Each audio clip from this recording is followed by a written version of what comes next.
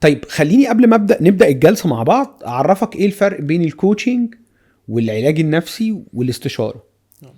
في الاستشارة أنا بديك حلول، يعني أنت جاي مشكلة ما فأنا بديك حلول من واقع خبرتي شكلها إيه وبناء عليه بصيغ لك حلول.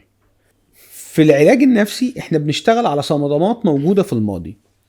الكوتشنج أنا وظيفتي هنا مراية ليك، أنا دوري أسأل بس وانت براحتك، خد راحتك. على فكرة انت ممكن تقول اللي انت عاوزه، ممكن تتكلم، حسيت ان انت في فترة ما عاوز تضحك اضحك، عاوز تعيط براحتك، طلع اي مشاعر موجودة جواك. ودايما في الكوتشنج سيشن بيبقى هدفنا ان احنا حاطين هدف نحاول نوصل ليه في النهاية، يعني احنا حاطين هدف عظيم. بنحاول نوصل ليه في النهاية.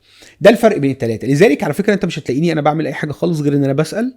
في اخر السيشن لو حبيت تاخد مني ريفليكشن عن الجلسة انا مفيش مشكلة، يشرفني، بس ده يكون أكيد. طلب منك. أكيد.